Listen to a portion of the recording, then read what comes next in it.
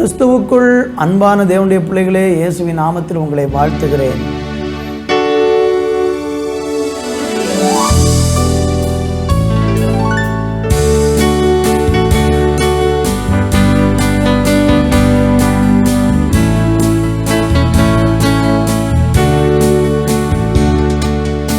உகந்த காணிக்கையா ஒப்பு கொடுத்தேனையா, சுகந்த வாசனையா நுகர்ந்து மகிழுமையா. உகந்த காணிக்கையா ஒப்பு கொடுத்தேனையா, சுகந்த வாசனையா நுகர்ந்து மகிழுமையா. தகப்பனே, உம் பீடத்தில் நான் தகன பலியானே. தகப்பனே, உம் பீடத்தில் நான் தகன பலியானே.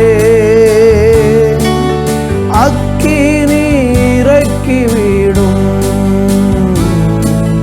முற்றிலும் எரித்துவிடும். அக்கினி இறக்கிவிடும், முற்றிலும் எரித்துவிடும்.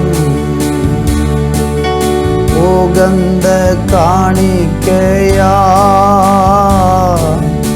ஒப்பு கொடுத்தேனையா, சுகந்த வாசனையா நுகர்ந்து மகிழுமையா. சுகந்த வாசனையா நுகர்ந்து மகிழுமையா. அன்புள்ள தெய்வமே, உம்முடைய அன்பின் கரத்தில் எங்களை ஒப்புக் கொடுக்கிறோம். ஒரு காணிக்கையாக எங்களை உமக்கு நாங்கள் அர்ப்பணிக்கிறோம் அப்பா. பரிபூரணமாக தேவனுக்கு ஒப்புக் கொடுக்கிறோம். உம்முடைய சித்தம் செய்ய வருகிறோம். உம்முடைய சித்தத்தை இந்த பூமியில நிறைவேற்றுகிறவர்களாய் நீர் எங்களை ஒவ்வொருவரையும் மாற்றுவீராக என்று சொல்லி உம்முடைய கரங்களிலே தாழ்த்தி ஒப்புக் கொடுக்கிறோம். தொடர்ந்து பெரிய காரியங்களை செய்யும் இயேசு கிறிஸ்துவின் நாமத்தில் ஜெபிக்கிறோம் எங்கள் நல்ல பிதாவே. ஆமேன், ஆமேன். அன்பு தேவ பிள்ளைகளே, இந்த நாளிலே தியானிப்பதற்காக தீத்துவுக்கு எழுதின நிருபம் 2ஆம் அதிகாரம் 14வது வசனத்தை வாசிக்கிறேன். அவர் நம்மை சகல அக்கிரமங்கள் நின்றும் மீட்டு கொண்டு தமக்குரிய சொந்த ஜனங்களாகவும் நற்கிரியைகளை செய்ய பக்தி வைராக்கியம் உள்ளவர்களாகவும் நம்மை சுத்திகரிக்கும்படி நமக்காக தம்மை தாமே ஒப்பு கொடுத்தார். இயேசு கிறிஸ்துவை குறித்து சொல்லப்படக்கூடிய ஒரு அருமையான வார்த்தை என்ன சொல்லப்பட்டிருக்கிறது? அவர் நம்மை சகல அக்கிரமங்களில் நின்றும் என்ன செய்தார் என்றால் மீட்டு கொண்டார் என்று வேதம் சொல்லுகிறது. இந்த பூமியிலே மனுஷன் எல்லாருமே பிறக்கும் பொழுதே அவன் பாவியாகத்தான் பிறக்கிறான். மனுஷன் பிறந்த பிறகு அவன் பாவம் செய்கிறதுனால் பாவி அல்ல, அவன் பிறக்கும் பொழுதே பாவியாகத்தான் பிறக்கிறான் என்பதுதான் வேதம் சொல்லுகிற உண்மையாக இருக்கிறது. மத்தேயு சுவிசேஷம் 1ஆம் அதிகாரம் 21ஆம் வசனத்தை படிக்கும் பொழுது, அவள் ஒரு குமாரனை பெறுவாள், அவருக்கு இயேசு என்று பெயரிடுவாயாக, ஏனெனில் அவர் தமது ஜனங்களின் பாவங்களை நீக்கி அவர்களை ரட்சிப்பார் என்று வேதம் சொல்லுகிறார். அப்போ இயேசு கிறிஸ்து பாவங்களிலிருந்து நம்மளை மீட்டு ரட்சிக்கும்படியாக இந்த உலகத்திற்கு வந்தார் என்பதுதான் வேதவசனம் நமக்கு அழகாக சொல்லுகிறது. அப்போ பாவம் எல்லா மனிதனையும் பற்றி கொண்டிருக்கிறது, பிடித்து கொண்டிருக்கிறது. எல்லா மனிதனும் இந்த பூமியில் பிறக்கும் பொழுதே ஆதாமின் மீறுதலினாலே உண்டாகிற அந்த பாவத்தோடு கூட அவன் இந்த பூமியிலே பிறக்கிறான் என்கிறது தான் உண்மையாக இருக்கிறது. அப்படி பாவத்தில் பிறந்த மனிதனை மீட்பதற்காக ஆண்டவராகி இயேசு கிறிஸ்து என்ன செய்தார் என்றால் தன்னையே முற்றிலுமாக ஒப்பு கொடுத்தார் என்று வேதம் சொல்லுகிறது.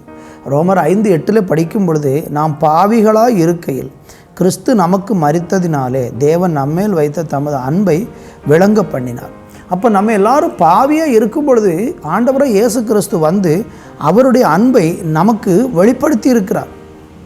தேவனுக்கு மகிமை. அதற்கு இயேசு என்ன செய்தார்? தன்னையே ஒப்பு கொடுத்தாராம். தன்னையே முழுவதுமாக ஒப்பு கொடுத்தார் என்பதுதான் நாம் அறிந்து கொள்ள வேண்டிய உண்மையாக இருக்கிறது. கர்த்தருக்கு மகிமை உண்டாகட்டும். இந்த நாட்களிலும் கூட ஆண்டவராக இயேசு கிறிஸ்து சிலுவையில் பட்ட அந்த பாடுகளின் மூலம் நமக்கு ஒரு பெரிய ரட்சிப்பு கிடைக்கிறது.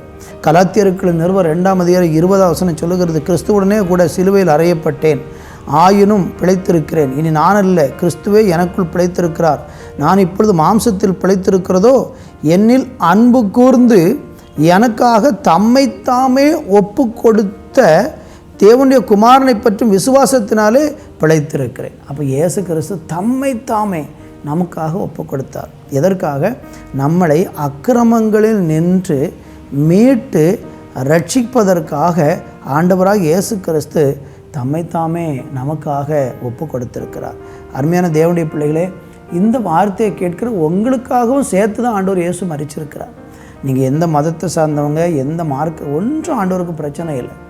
எல்லாருக்காக, எல்லா மனுஷனையும் நேசித்து எல்லா மனிதனுடைய அக்கிரமத்திலிருந்து அவன் விடுதலையாகி இந்த பூமியில் பரிசுத்தமான ஒரு வாழ்க்கை வாழ்வதற்காக, பாவமில்லாத ஒரு வாழ்க்கை வாழ்வதற்காக, மகிழ்ச்சியான ஒரு வாழ்க்கை வாழ்வதற்காக ஆண்டவராக இயேசு கிறிஸ்து எல்லா மனிதனுடைய பாவங்களுக்காக மரிச்சிருக்கிறார்.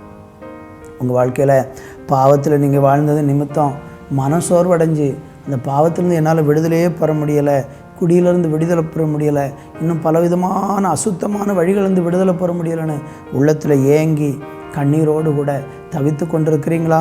இன்றைக்கு ஆண்டவராக இயேசு கிறிஸ்து உங்களுடைய பாவங்களுக்காக தம்மைத்தாமே ஒப்பு கொடுத்து அவர் சிலுவையில் மரித்ததுனால உங்களுக்கு என்ன கிடைக்கிறது? அக்கிரமங்களில் நின்று மீட்பு கிடைக்கிறது.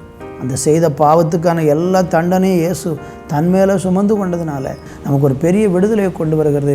எனவே இன்றைக்கு நீங்கள் இயேசுவை உங்களுடைய ஆண்டவராக ஏற்றுக்கொண்டு பாருங்கள். நீங்கள் பாவத்திலிருந்து விடுதலை பெறுவீர்கள். பரிசுத்தமான ஒரு வாழ்க்கை வாழ உங்களுக்கு கர்த்தர் உதவி செய்வார். முடிவில் உங்களுக்கு ஒரு நித்திய மோட்ச ராஜ்யத்தை அவர் தந்து நித்திய காலமாக அவரோடு சந்தோஷப்படும்படியான வாழ்க்கையை தருவார். நல்ல தகப்பனே, பாவத்தின் அடிமைத்தனத்திலிருந்து எங்களை மீட்பதற்காக உம்முடைய ஜீவனை எங்களுக்காய் கொடுத்தீரே, அதற்காக நன்றி. அந்த மீட்பை இந்த பிள்ளைகள் யாரெல்லாம் சுதந்திரிக்காமல் இருக்கிறாங்களோ இன்றைக்கு இயேசு கிறிஸ்துவை விசுவாசிக்கிறதன் மூலம் அந்த மீட்பை பெற்றுக்கொள்ள உதவி செய்யும். இயேசுவின் நாமத்தில் பிதாவே, ஆமேன், ஆமேன்.